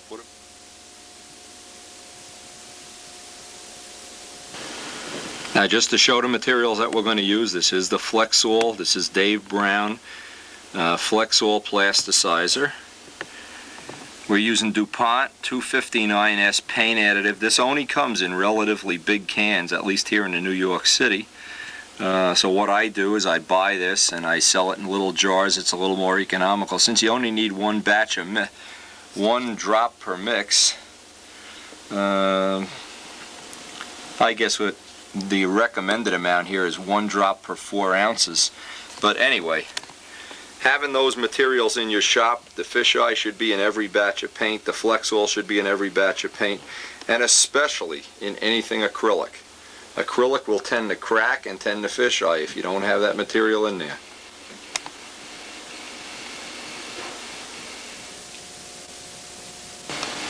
Okay, I have the mixture mixed up in a gallon jug. It's roughly a half a gallon. Notice I mark the top, what it is, and I would mark on here too, but I'm going to use this up right away so it won't matter. If I was going to put some of this in storage also, what kind of thinner is in here, and does it have the Flexol or the fisheye in there? Now, Midgley made up some nice labels, and somewhere in the shop here there, I'm going to see if I can find them. Anyway, Midgley had made me up some labels as to it would say what paint this was, what day it was opened, what day the thinner went in, what kind of thinner, Flexol and fisheye, and somewhere in the shop they are. I'm not going to take time looking for them now, but it's a great idea. And when Dave comes down, I'll have him run me some more labels, or I'll try to find these while I'm waiting for paint to dry. But the 380S you can buy in quarts. If you're going to do a lot of planes, you can obviously buy a gallon, but 1 quart per big stunt ship is fine. If you use light coat, use 2 coats. Now you're set up to do the clear. You want to have the compressor 25 pounds max, 20 minimum. I cleaned out the tip of the gun, soaked the tip in thinner. Turn the adjustment knob, the fan spray all the way down. You want to do minimum thin lines. I always have nothing but clear in the gun. This is a clear gun. Cheapest gun possible. Don't go buying $500 guns, it's not worth it. Again, we're going to go outside. I'll do a little test. A good thing to test is the rudder, the elevators, whatever. Set it down for a fine amount. Get the gun spraying just about the way you want. And then we want to go over all the ink lines, all the electrosets, all the lettering, piece by piece by piece, and the canopy. Again, we're going to try to keep the minimum amount of paint on the tail. If we had a plane right now that was balancing at 10%, I would put all the paint in the world on the tail until I got that CG exactly where I want it. Again, that's a very good, reliable way to do it. Bob Gieske has told me that's how he does his Noblers. He adjusts the CG by just painting them until they're 43 ounces. He never wants them lighter than 43. But anyway, we're going to do that. We have the gun ready. Let me go jig up one of the elevators or the rudder and see how we have the gun set. Now I just went outside and spray on one coat of acrylic. Look to see that I have the haven't faded or changed the color. Now there's a good point right now. Right now I see this is starting to fog up. It's fogging up because it's really cold outside, so I'm going to do the rest of the painting inside the house here. When it fogs up, I'm going to go add a little bit more thinner, maybe 1 tablespoon of thinner per 4-ounce cup, 8-ounce cup. Just a little more thinner, I think, will just do it. You just want it to dry up just to get rid of the fogginess. Now what the fogginess is that the paint is skinning over before all of the thinner has evaporated, all the paint, all the parts of the paint that evaporate are being trapped in by a layer, and moisture is in there. You've trapped some moisture. And obviously we don't want to do this. Now the choices are we can turn the heat up in the house, do all the painting in the house, and I think that's what we'll do. Another choice is to add more thinner, or both. And this is why we always do a test first. Do the test. I'll test an elevator now. I'll test a flap. Don't go blowing on paint on the whole plane. Do a little test and get a fine tuning on the mix in the gun. Yeah, I would say we need a little more thinner. This is just a little foggy. Or you'd have to turn the heat way up. Turn the heat up to 90. If you have air heat in the house, that's a good way to get all the moisture out of the air. Now we have the little tip weight box cover. Let me just move the main part over here. Have this little tip weight box cover.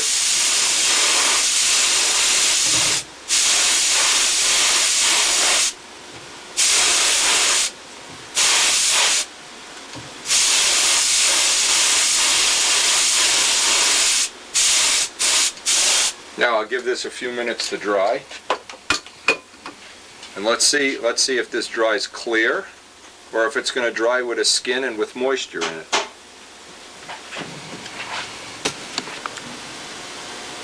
Now you can see here we're picking up moisture too. This is not dry and crystal clear. We're picking up moisture. So what I'm going to do is add a little more thinner to the paint, number one. Number two, I'm going to go up and turn the air up in the house so it's maybe another 5-10 degrees warmer, and I'll wait till it warms up to do the rest of the spraying. Now you can hear the heat cranking away here. Again, I'm still testing little parts. I put about another teaspoon per thinner. Now as you add more and more thinner, you have to put a thinner coat on. You have to bleed the gun down. And you can't get to the point where you're getting runs in the paint either.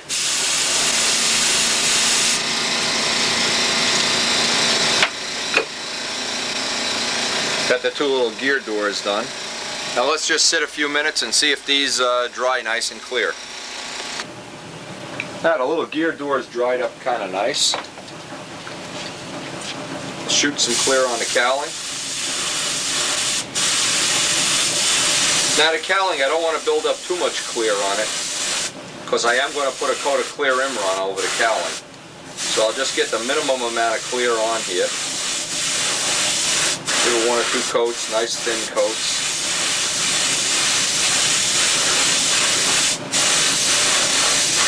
Again, you notice I'm getting all my dialing in done while I'm doing little parts, not on the big mainframe part of the airplane.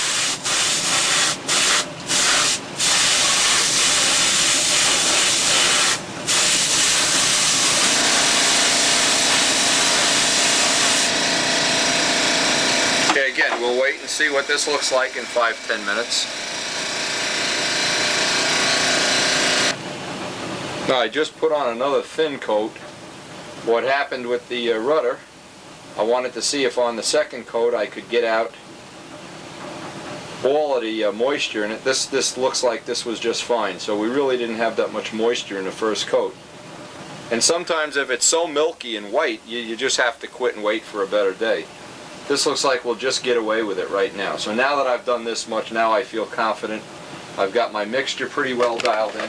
I'm going to start doing the parts of the main plane.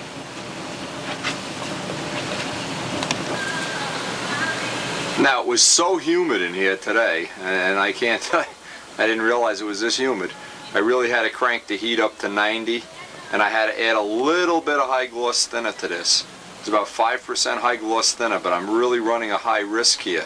So what I'm going to do when I do the main frame, and I'm about ready to do that now, is I'm going to take the mix that has no high gloss, and I'm going to just go around the edges and the letters and the letter sets, let it dry, wait about a half an hour, and then go by and put the mix on that has a little bit of high gloss in it. I don't want to take a chance on melting the letter sets here. And remember, I'm just going to go around the edges of the trim, the edges of the, all the little fancy stuff, all the parts that would need more than one coat of paint here.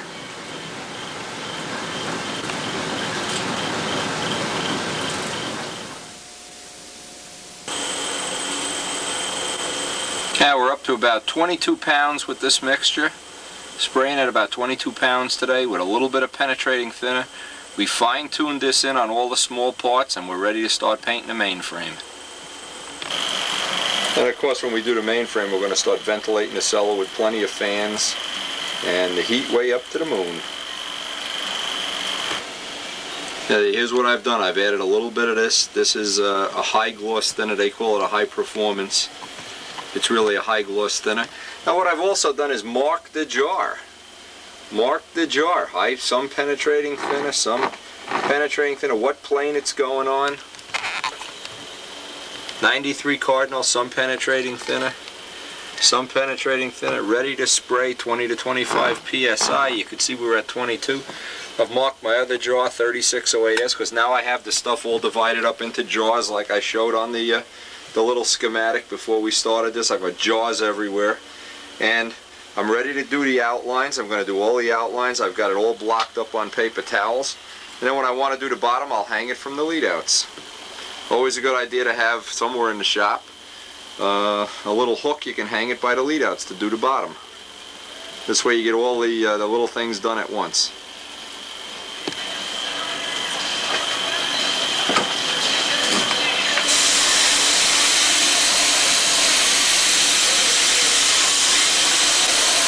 Again, just doing the edges here, just the edges. And this is the coat that doesn't have any penetrating thinner in it.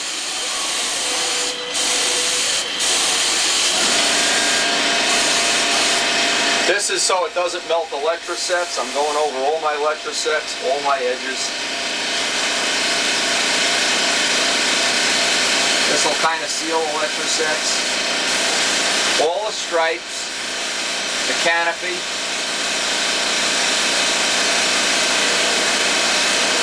Don't forget anything that has the metal flakes in it, the micro flakes, is going to need several extra coats.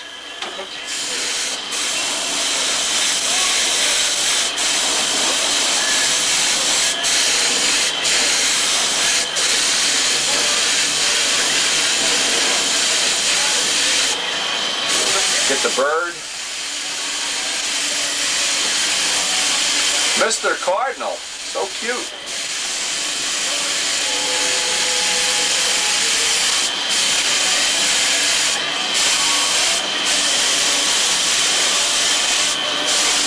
Now, I'm not trying to put a coat of clear on, I'm just trying to seal the edges.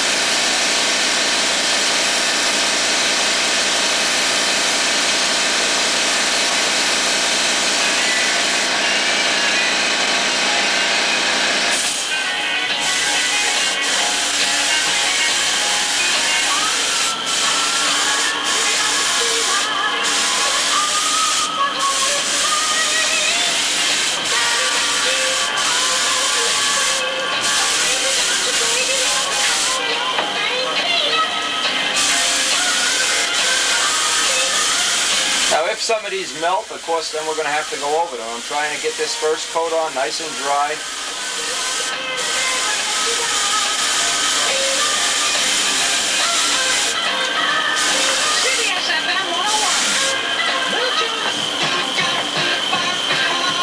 Another trick trick too. Don't put the first coat on super thick.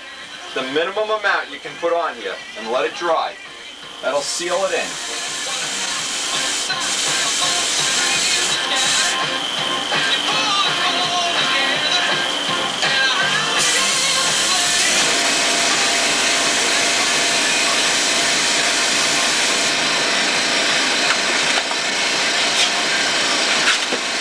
Junk all over the floor here. Anyway, now what we're going to do, we have all electrosets done, is all the edges.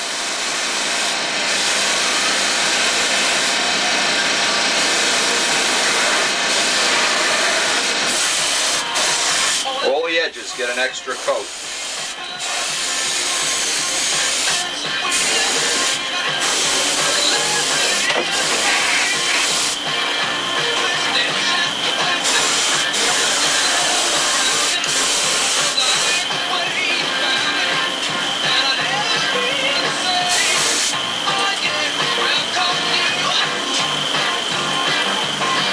Okay, now we're going to hang it by the lead outs and do the bottom.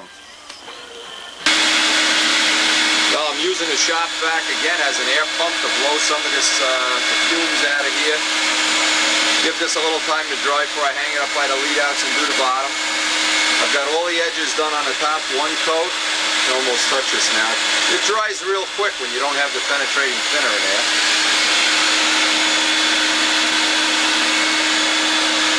The fan going, got this going, got the heat up to the moon. It's really inconvenient to paint in here, but this is the only way. Sometimes you just have to get these things done. You just have to force them through. It's funny, one of the guys, I won't mention any names, called me from Virginia and told me he has trouble with his sister-in-law. She's allergic to dope. She complains when I paint in the house, so I gave him a real good solution. I said, just get a gun and kill her. As soon as the funeral's over, you can paint the rest of your life. It won't be a problem.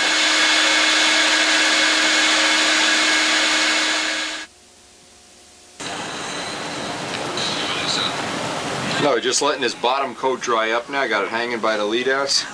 It's getting a little bit foggy, but I know when I put the dope over this with the high penetrating thinner, that little fogginess is going to go away. So I'm going to give this a half an hour now. Then I'm going to try to get the second coat on this. Always handy to have a place in the shop you can hang it by the lead outs.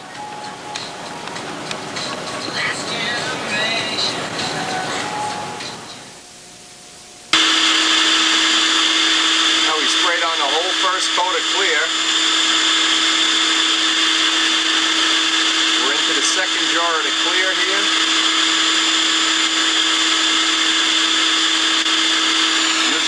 The shop vac for air pump to pump out the air.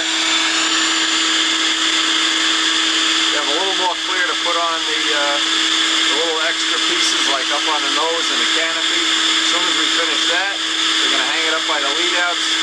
Put the remainder of the clear over the lettering, a little bit more on the lettering,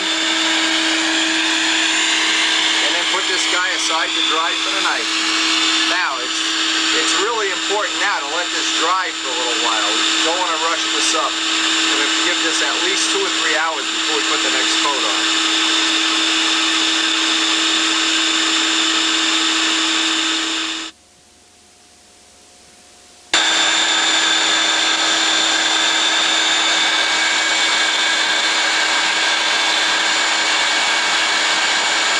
Okay, we have all the first part of the clear on. What we're going to do is let this dry a few days. We'll pick this up on the next tape. We'll be sanding out this coat of clear with 600 paper and M600, and then touching it up and doing the final coat of clear. So we'll end this video with a few pictures. Here we use the rest of those pictures that Frank McMillan sent in, and hope to see you on the next video, when we should be able to finish up the clear and the buffing out. Most important part of all, the buffing out.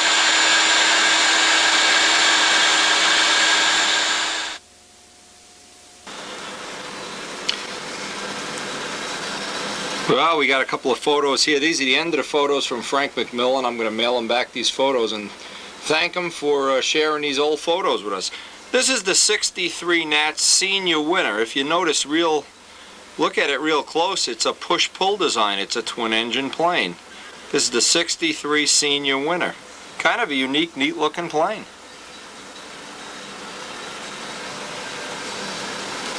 This looks like looks like Dave Gerke's plane here.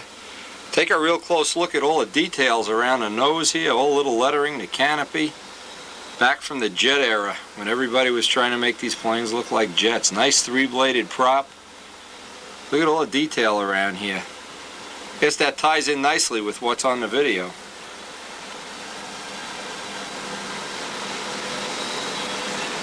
Now this is a picture from the, Frank has written on the back 1970 Nats. I can't tell whose plane it is, I can't read the AMA number.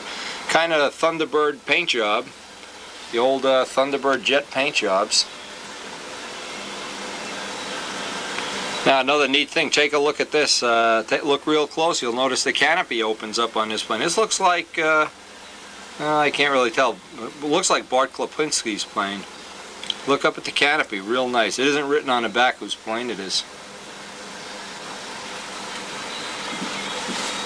1967 Nats. The caption on the back of this one is 1967 Nationals. Picture from the 84 Nationals. Two of the fellows from the Japanese stunt team were over here, and one stayed with Doug Figgs and actually gave him one of these planes. He didn't want to take it back. Two nice guys from Japan. And Dennis Adamison's semi-scale Typhoon. Looks a little bit like Harold Price's Defiant, Bolt and Paul Defiant. Cool looking plane. Photo of Mike Stott's plane. Doesn't have the year written on this, does it? 1978. Keith Trossel's ship, 1972. Well, he did a lot of work for Pampa. One of the instrumental people is setting it up and getting it moving and running. Jerry Phelps's ship, real cool looking.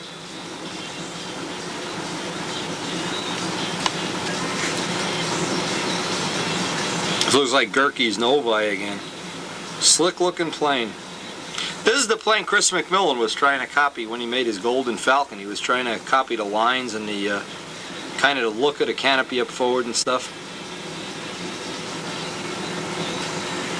No name on this picture. Looks kind of like a Stingray in the back. And kind of like an upright engine ship here in the front.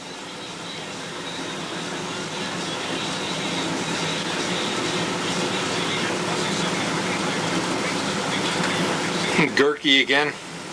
Thanks again to Frank McMillan for loaning us these old photos, and I hope we get some more pictures in soon for these nostalgic beginning and ends of the videos here.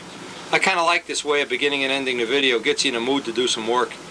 Anyway, we'll see you again on tape 12. We'll pick up the clear coats, and until you get your model finished and get it out on the flying field and get me some pictures and send me a paycheck and whatever, who knows.